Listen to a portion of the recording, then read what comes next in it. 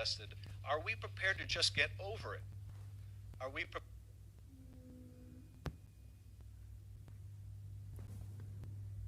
Ask, and I want to begin by acknowledging the great work of the great and late colleague of mine, Elijah Cummings.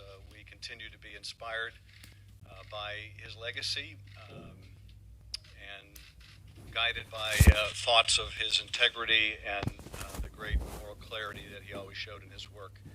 I also want to thank my colleagues, Chairman Engel, Chairwoman Maloney, for their tremendous work as well.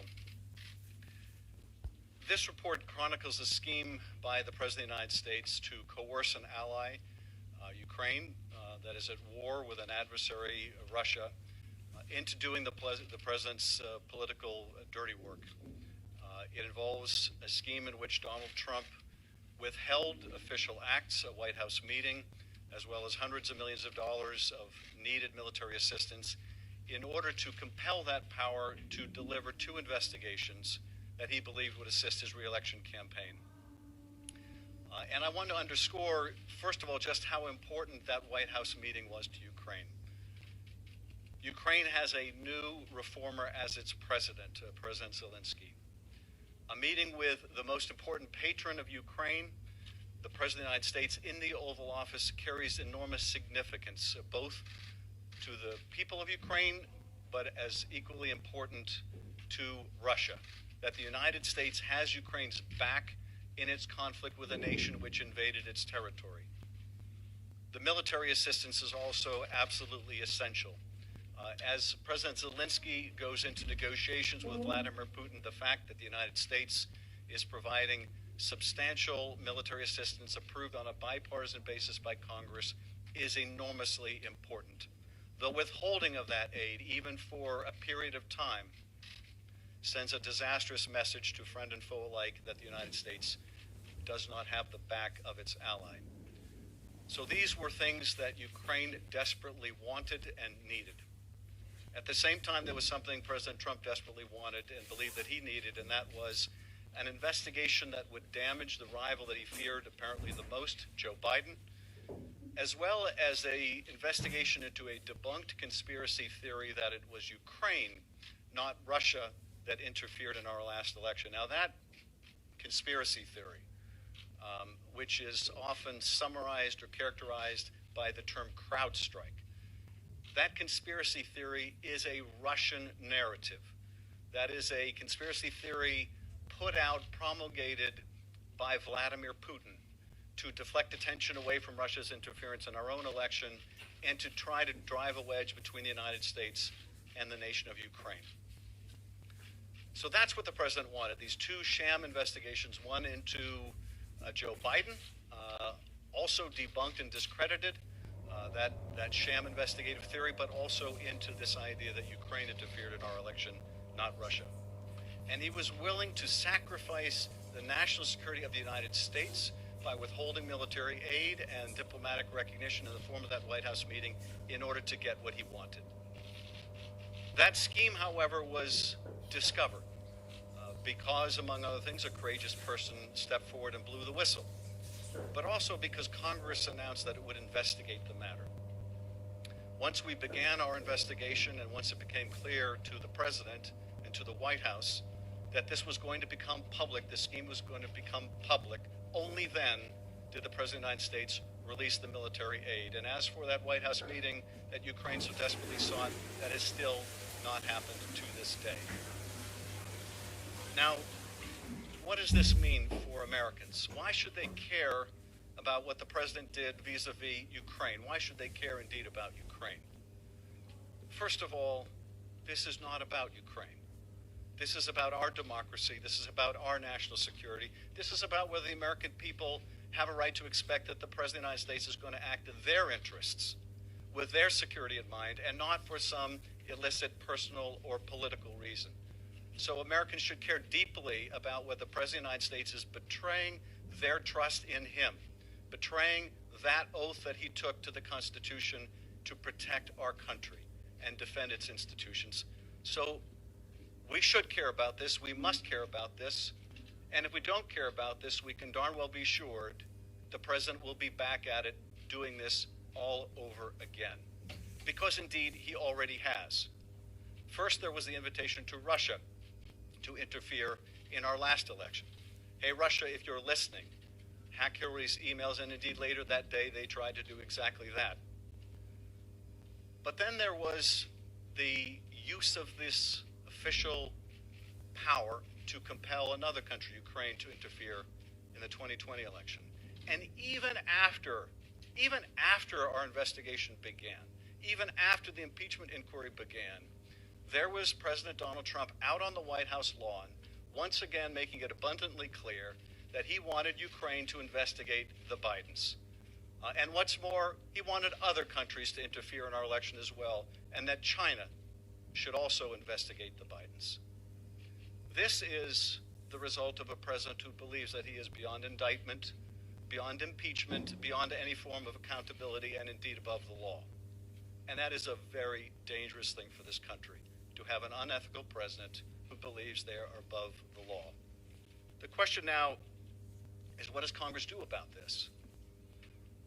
One of the other very important elements of our report today, which goes beyond the president's misconduct with Ukraine, goes to the president's obstruction of the Congress, of a co-equal branch of government.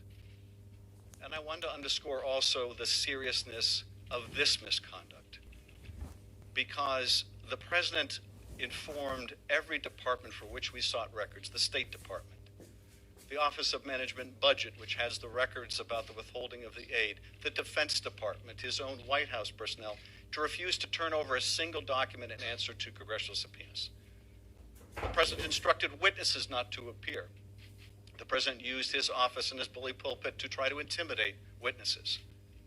If the Congress allows a president to so fully and blanketly obstruct the work of Congress, even involving an impeachment investigation into the president's own misconduct, then we are begging for more of the same. We are signaling to any future president they can engage in whatever corruption, malfeasance, or negligence, and they are beyond accountability. And to my GOP colleagues, they need to consider that when we have a Democratic president, are they willing to say, in answer to their oversight, that a president may simply refuse? Because if they are, and if we do, it will mean that the balance of power between our branches of government will be fundamentally altered, and altered for the worse. It will mean that future corruption, malfeasance, and incompetence will be far more likely than it is today. The facts here are really not seriously contested. Indeed, the testimony of the witnesses was remarkably consistent.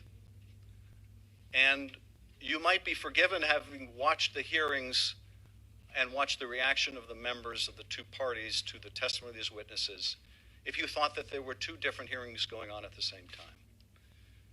This points out another danger that the founding fathers were all too aware of, and that is the danger of excessive factionalism.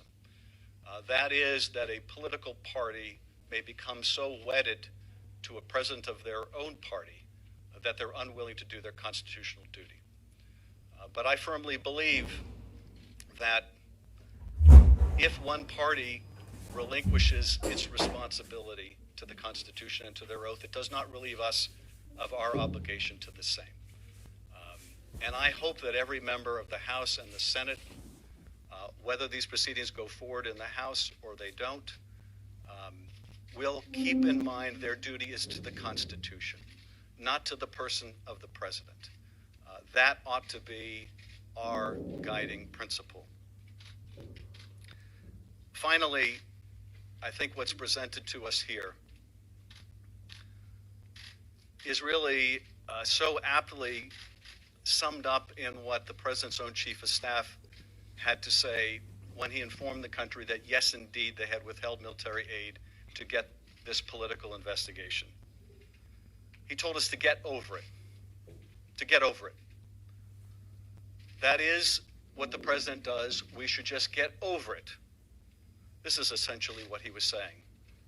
that we need to just get used to the idea of a corrupt president and get over it. And so we will have to decide, given that the evidence of this misconduct is so clear and uncontested, are we prepared to just get over it? Are we prepared to say that henceforth we must expect from this president and those who follow that there will be a certain amount of corruption in which the national security of the country will be compromised, in which the oath of the office will mean that much less, in which the belief in the rule of law in the United States will be that much less? Is that what we're simply to get over or get used to? Well, I, for one, don't think we should get over this. I don't think we should get used to this. I don't think that's what the founders of this country had in mind. Indeed, I think that when they prescribed a remedy, this kind of conduct by a president of the United States putting his own personal and political interests above the interest of the American people was exactly why they prescribed a remedy as extraordinary as the remedy of impeachment. And so we have a very difficult decision ahead of us to make. And I have every confidence that the Judiciary Committee, in consultation with the entire caucus and our leadership, will not only receive this report, as well as the reports of others, and make a proper determination about whether articles of impeachment are warranted. With that, I'm happy to respond to your questions. Yes. When did you obtain the cell phone records that are in this report, and what did they tell you that you didn't learn otherwise from the witnesses you interviewed? Yeah. Well, I can't go into specifics of dates in which we obtain certain evidence, or indeed whether we obtain communications from one or multiple parties. But certainly the phone records show that there was considerable coordination among the parties, including the White House.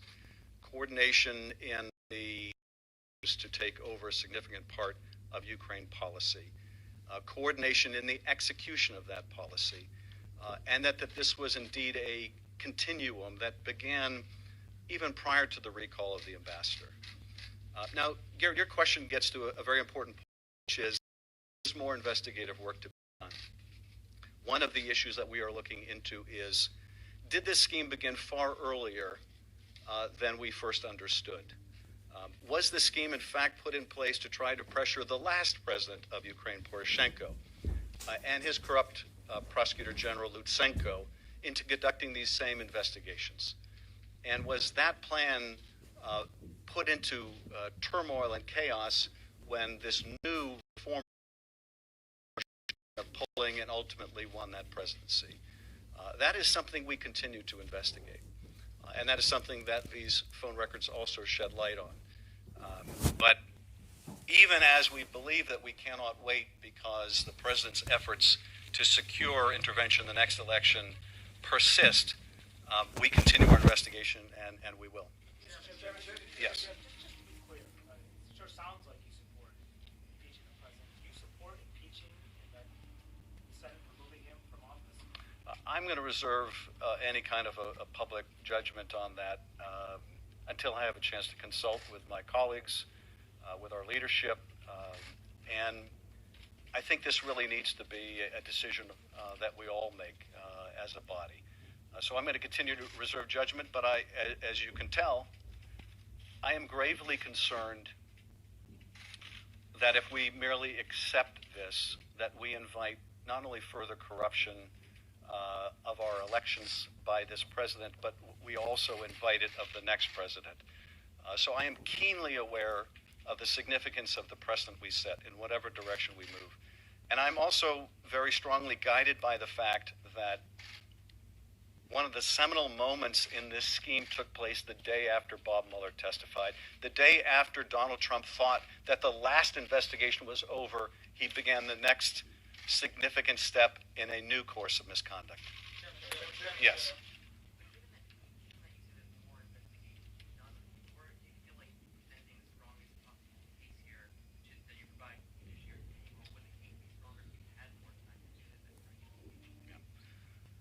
Well, I would say a couple things. First of all, as I mentioned, we continue to investigate whether this scheme began earlier than expected, whether this scheme also involved the last president of Ukraine.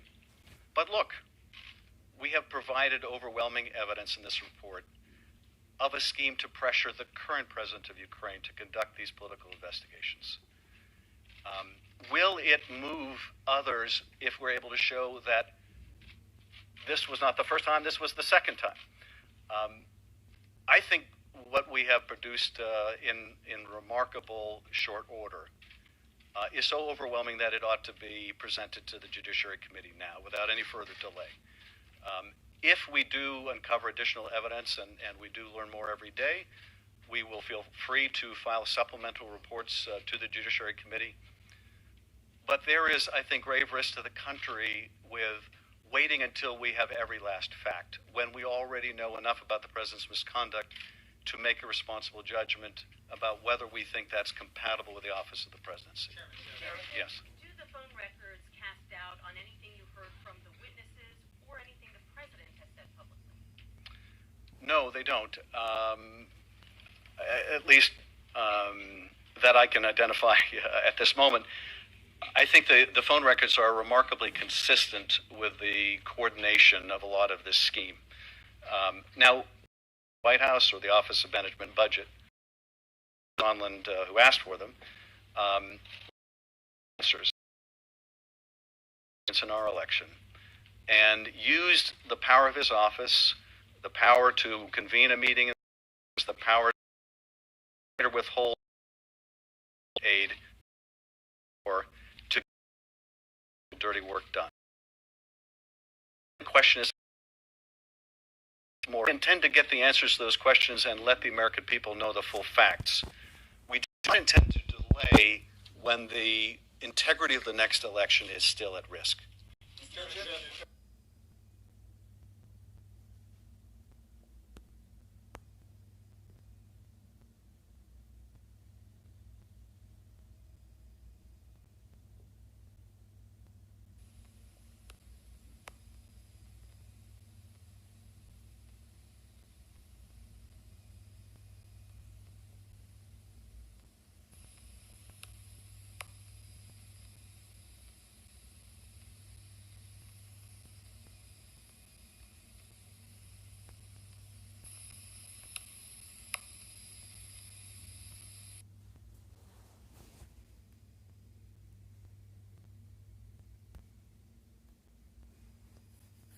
Get over it.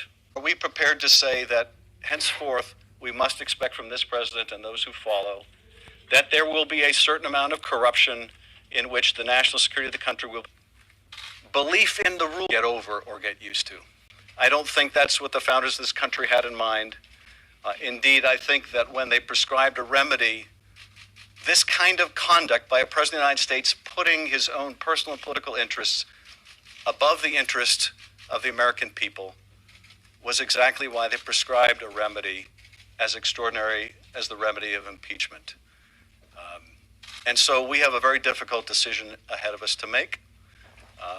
And I have every confidence that the Judiciary Committee, in consultation with the entire caucus and our leadership, will not only receive this report, as well as the reports of others, and make a proper determination about whether articles of impeachment are warranted.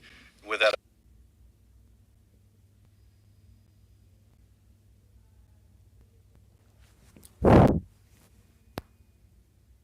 Sondland, who asked for them. Press that subscribe button. We don't have there. all of the answers. Press that subscribe button. But we do know this without any doubt, and that is the President of the United States solicited foreign interference in our election and used the power of his office, the power to convene a meeting in the Oval Office, the power to provide or withhold hundreds of millions of dollars of aid to an ally at war to get his political dirty work done.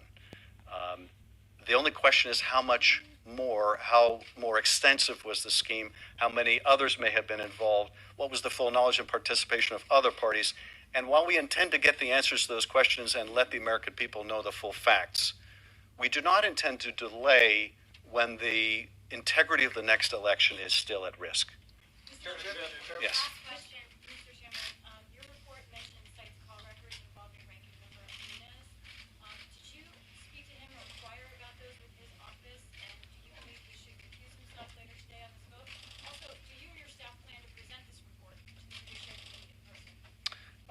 The rules adopted by the Judiciary Committee provide that our staff counsel will present the report to the committee, so that's what we expect will take place.